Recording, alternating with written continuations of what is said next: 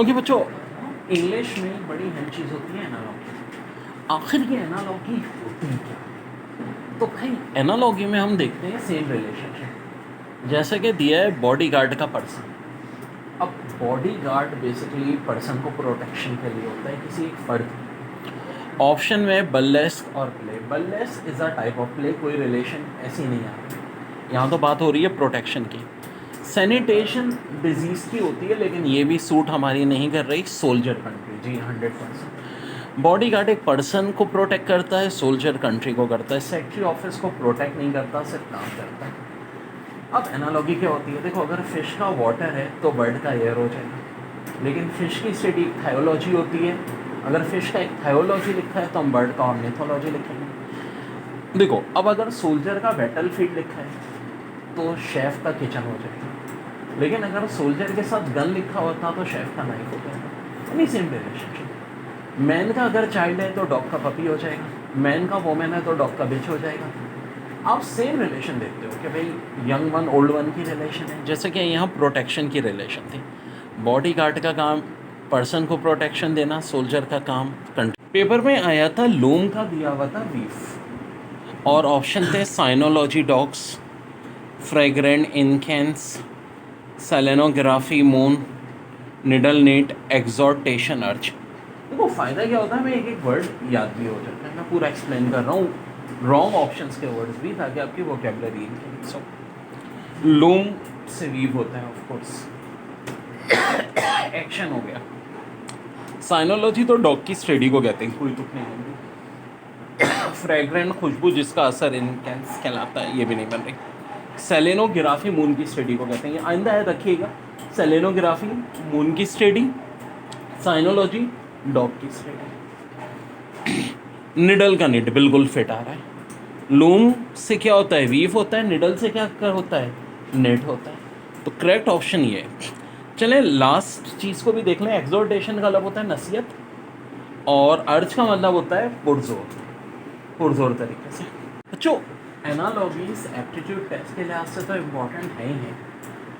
Vocabulary याद करने में भी इसमें काफ़ी मज़ा आता है, थोड़ा इंटरेस्टिंग होता है। अब देखो, जैसे कि क्वेश्चन यही दिया था जो मैंने जिक्र किया। एक बार पेपर में एक थायोलॉजी के साथ दिया हुआ था बर्ड्स। तो पहली बात तो कि एक थायोलॉजी का बर्ड्स नहीं होता, इसको करेक्ट कर लीजिए। एक थायोलॉजी का होता है फिश, इसको करेक्ट कर लें। एक थायोलॉजी का फिश दिया हुआ है। ऑर्निथोलॉजी का बर्ड्स होता है। और ऑप्शन दिए थे एंथ्रोपोलॉजी का कैट। क्या एंथ्रोपोलॉजी कैट की स्टडी होती है? नहीं जी, एंथ्रोपोलॉजी ह्यूमन सोसाइटी की स्टडी होती है। तो हमें तो करेक्ट ऑप्शन ढूंढना है।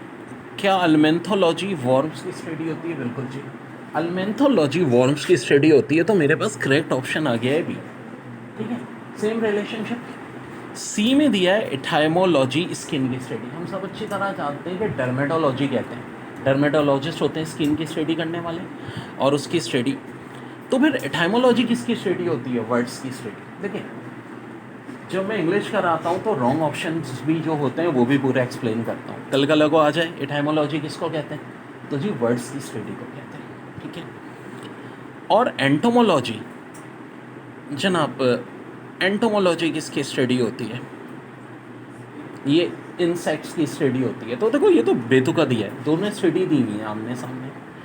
एंटोमोलॉजी इंसेक्ट्स की स्टडी को कहते हैं, और फेलिनोलॉजी कैट्स की स्टडी को कहते हैं। तो करेक्ट ऑप्शन क्या है?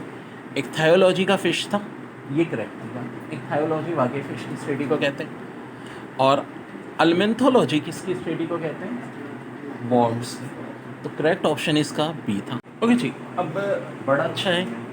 ग्रो का दिया है बर्कियों, और ऑप्शन दिए हैं इक्थायोलॉजी बर्ड, बीट, पाल्पिटेट, अल्मेंथोलॉजी वॉर्म्स। अब देखो, बेसिकली ग्रो के मीनिंग होते हैं ग्रोथ शुरू होना, और बार्जियन के मीनिंग होते हैं बहुत फास्ट ग्रोथ होना। यानी दोनों साइनोनिम्स, या ये कह लो कि एक हाई डिग्री। ग्रो का मतलब होता है जस्ट स्टार्ट, और बार्जियन बहुत तेज़ी से ग्रो होना। सो अब हम देखेंगे सेम रिलेशन किसकी है। एक थायोलॉजी तो बर्ड की स्टडी को कहते हैं, जो कि यहाँ पे फिट नहीं होगा, यहाँ पे फिट नहीं होगा, क्योंकि ये तो स्टडी की बात हो गई। बीट और पाल्पिटेट, जी हाँ बिल्कुल। बीट का मतलब होता है मारना, और पाल्पिटेट का मतलब ओ भाई दे मार 4.5। सही की धुलाई करना किसी की, शुरू हो गया बस आप ओ मार मार के उसका हंसना नशा। तो जी यहाँ बात चूँकि मीनिंग भी हो रही है और मीनिंग भी किसकी हो रही है, हाई लेवल की।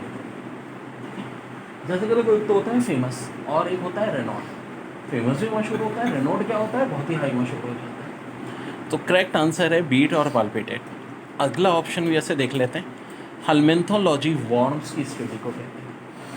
हाँ, अगर क्वेश्चन एक थायोलॉजी का बर्ड दिया हुआ होता और ऑप्शन में अल्मेंथोलॉजी वॉर्म्स होता तब फिर वो करेक्ट होता के बाद इस स्टडी की हो रही थी। लेकिन यहाँ बात किसकी हो रही थी, हायर लेवल की, यानी मीनिंग्स। ग्रो के मीनिंग क्या होते हैं, बर्गियन जी हाँ मीनिंग भी होते हैं, लेकिन ग्रो का मतलब होता है बस ग्रो होना, और बर्गियन बहुत तेज़ी से ग्रो होना।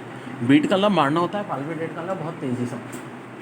करेक्ट आंसर है बीट। अब जनाब इंग्लिश में मोस्ट इम्पॉर्टेंट चीज़ क्या होती है, एनालॉजी। अब वाइन और ग्रेप्स की आखिर आपस में क्या रिलेशनशिप है। तो डेयर वाइन एक ऐसी शराब है जो ग्रेप्स से मिलती है। अब हमें सेम रिलेशनशिप ढूंढनी है। पहला ऑप्शन है नॉइज़म और कार्पेज। नॉइज़म तो शोर को कहते हैं, कार्पेज रद्दी को कहते हैं। तो भाई ये तो कोई रिलेशनशिप नहीं बन रही। दूसरा ऑप्शन है लाउड और म्यूज़िक। लाउड शोर को कहते हैं, म्यूज़िक भी बिल्कुल बाजू का लाउड हो सकती है, बट ये भी कोई ऐसा ऑप्शन नहीं बन रहा। अब ऑप्शन सी में फ्रेग्रेंट और इनकेंस। तो देखो एनालॉजी इंग्लिश में पेपर के लिहाज से तो इम्पॉर्टेंट है, वोकेबलरी याद रखने के लिए बड़ी इंटरेस्टिंग चीज़ है ये। अब देखो फ्रेग्रेंट कहते हैं खुशबू को, और इनकेस कहते हैं मौतर होना। भाई देखो ना, हम कहते हैं ना भाई अगर परफ्यूम है फ्रेग्रेंट, उसकी बड़ी अच्छी फ्रेग्रेंट है खुशबू, तो रूम मौतर हो गया, फैल जाना। मौतर के मीनिंग क्या होता है, फैल जाना, यानी खुशबू को महसूस होना, खुश हो जाना, दिल हो जाना। सो फ्रेग्रेंट के नतीजे में इनकेंस तो होता है, लेकिन यहाँ इसकी कोई रिलेशन वाइन और ग्रेप्स से नहीं बन रही है। फिर है फेलिनोलॉजी, ये कैट्स की स्टडी को कहते हैं। भाई अगर कोई हमारा क्वेश्चन होता है एक थायोलॉजी का फिश, एक थायोलॉजी फिश की स्टडी को कहते हैं, तब तो ये आंसर हो सकता था। मौजूदा केस में ये आंसर नहीं होगा। और एक ऑप्शन दिया है वोडका और ग्रेप्स। जी हाँ, वोडका भी एक शराब है, लेकिन सॉरी इसको करेक्ट कर लीजिएगा, यहाँ वोडका का होगा पोटाटोस। वोडका का क्या होगा, पोटाटोस। वोडका वो शराब है जो किससे बनती है, पोटाटोस से बनती है। तो वाइन का ग्रेप्स, और करेक्ट आंसर है वोडका का। जो बड़ा ही अच्छा सवाल है, फुटबॉल ग्रेडिरन, आखिर इन दोनों की आपस में रिलेशन एनालॉगी में देखी ही ये जाती है। तो फुटबॉल के ग्राउंड को कहते हैं ग्रेडिरन। ओके, अब एक ऑप्शन दिया है एलिजी और पोएम। एलिजी तो is a type of poem, और गमज़दा पोएम को कहते हैं। सो भाई ये तो सेम रिलेशन नहीं बन रही। फिर एक चीज़ कहलाती है आर्बोरेटम और ट्री दिया है। आर्बोरेटम वो जगह होती है जहाँ ट्री की नशोनुमा होती है, तो यहाँ भी रिलेशन नहीं बन रही।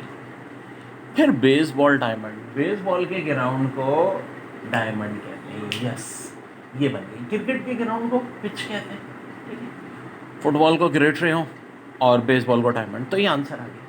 चले अगला ऑप्शन भी देख लेते हैं, ओरोलॉजी और माउंटेन की क्या रिलेशन है।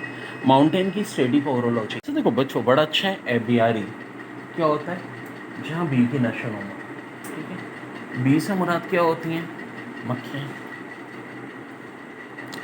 एर्बोरेटम जी वो जगह होती है जहाँ ट्री की नशोनुमा। अरे ये तो आंसर ही आ गया भाई। देखो ना, एक्वेरियम में किसकी होती है, फिश की होती है। एक एबियारी है ये जिसमें बी की होती है, एक एवियारी होता है बी से, वहाँ बर्ड्स की नशोनुमा होती है। सो जी करेक्ट आंसर इसका हो जाएगा आर्बोरेटम और ट्री। एबियारी वो जगह है जहाँ हम भाई देखो फार्म हाउस, पोल्ट्री में कितनी की होती है, चिकन्स की, मुर्गियों की, और यहाँ पर एबियारी में बी की और आर्बोरेटम में। बाकी एक ऑप्शन जैसे कि दिया था ऑन्कोलॉजी, तो कैंसर की स्टडी को कहते हैं, यहाँ कोई तुक नहीं बनती है। और आर्टरी वो चीज़ होती है जो ब्लड को कैरी करती है। तो करेक्ट आंसर हो जाएगा एबियारी, बी का आर्बोरेटम ट्री। बच्चों बड़ा अच्छा क्वेश्चन था। अब क्वेश्चन में दिया हुआ था एलेगी पोएम। भाई elegy is the type of poem, और ऑप्शन है tango dance, arboretum tree, baseball diamond, orology mountain. तो यहाँ बात हो रही है टाइप की, एनालॉजी में हम देखते हैं same relation, elegy is the type of poem, तो tango is the type of dance, इसका करेक्ट आंसर हो जाएगा। क्योंकि आर्बोरेटम तो वो जगह है जहाँ ट्रिगी नशोनुमा होती है, बेसबॉल के ग्राउंड को डायमंड कहते हैं, और रोलरोलॉजी है स्टडी ऑफ माउंटेन की, तो मैच क्या कर रहा है, tango dance, eligible, same relation is a type. देखो बच्चों, बड़ा अच्छा सवाल है, कॉइंडेट वाटर, आखिर कॉइंडेट और वाटर की रिलेशन क्या होती है? कॉइंडेट ऐसी कैनाल को कहते हैं जिसमें से वाटर गुजरता है, यानी वाटर एक लिक्विड है और कॉइंडेट वो चीज़ है जिसमें से वाटर पास आउट होता है, वाटर को पास करने वाली चीज़। तो क्या आर्बोरेटम ट्री हो सकता है? नहीं जी, तो नशोनुमा की जगह है, बेसबॉल का तो ग्राउंड डायमंड होता है। ऑर्निथोलॉजी बर्ड्स की स्टडी को कहते हैं, और एक थायोलॉजी फिश की स्टडी को कहते हैं। आर्टरी ब्लड, जी जनाब, आर्टरी वो जगह होती है, आर्टरी क्या होती है जिसमें से ब्लड गुजरता है, तो सेम रेल। जो अगर इसका वैसे करेक्ट ऑप्शन होता तो क्या होता? देखो, एब्सेंस ऑफ लाइट ब्लाइंड कर देती है और एब्सेंस ऑफ स्पीच क्या कर देती है, डम। तो करेक्ट वैसे इसका आंसर, अगर नन ऑफ दीज की जगह क्या दिया हुआ होता है, स्पीच और डम, तब भी करेक्ट था, क्योंकि अगर आप स्पीच नहीं कर पाओ तो इसका मतलब क्या होगा, आप डम हो गए। Answer note. एग्जाम में आया था लाइट और ब्लाइंड दिया था। वेल, जहाँ तक मैं समझता हूँ कि कुछ लोग जिनकी आंखें कमज़ोर होती हैं, अगर लाइट ना हो तो ब्लाइंड, वैसे हर बंदा ही हो जाता है, एकदम से अचानक लाइट चले जाए थोड़ी देर के लिए तो ब्लाइंड होते हैं, यानी एब्सेंस ऑफ लाइट के नतीजे में ब्लाइंड हो जाते हैं, यानी एक रिजल्ट एक चीज़ का। ओके सर, ऑप्शन देखते हैं हम इसके। निगलेक्टिंग, फेल टू केयर, ये तो साइनोनिम्स है, ये नहीं हो सकता, ये नहीं हो सकता, ठीक है। निगलेक्टिंग का दिया है, फेल टू केयर, तो ये हमारा ऑफ कोर्स ऑप्शन नहीं हो सकता। एक दिया है फॉरमोस्ट अनइम्पॉर्टेंट, ये एंटोनिम्स है, ये भी नहीं हो सकते। फॉरमोस्ट और अनइम्पॉर्टेंट ये भी नहीं हो सकते। एंटोमोलॉजी और इंसेक्ट्स, क्या ये हो सकते हैं? नहीं जी, क्योंकि एंटोमोलॉजी इंसेक्ट्स की स्टडी है। और ग्रीफ कॉन्सोलेशन, ये भी नहीं हो सकता, क्योंकि ग्रीफ के नतीजे में कॉन्सोलेशन होता है। तो ठीक, और इसमें एक ऑप्शन था नन ऑफ दैट, तो इसका करेक्ट आंसर क्या था बच्चों? None of that. ये ना बड़ा है, थ्रस्ट का दिया है स्पेयर। थ्रस्ट कहते हैं धक्का देना, किसी को पुश करना, पुल करना, और स्पेयर एक इंस्ट्रूमेंट होता है जो किसी को नुकसानदेह सूरत में धक्का देने के लिए यूज होता है, पुश करने के लिए। सो अब क्या सेम रिलेशनशिप बन रही है, यानी एक इंस्ट्रूमेंट है स्पेयर जो थ्रस्ट के लिए यूज होता है। एक ऑप्शन तो है प्लांटोलॉजी, फॉसिल नहीं है, फॉसिल की स्टडी प्लांटोलॉजी कहलाती है। स्पीच डम, और डम तो उसको कहते हैं जो स्पीच नहीं कर सकता, एब्सेंस ऑफ स्पीच वाले पर्सन, नहीं, रिलेशन नहीं बन रही। फैंस हैवी, जी, फैंस बनाने के लिए कौन सा इंस्ट्रूमेंट यूज होता है? हैवी, तो इसका करेक्ट आंसर है फैंस एंड हैवी।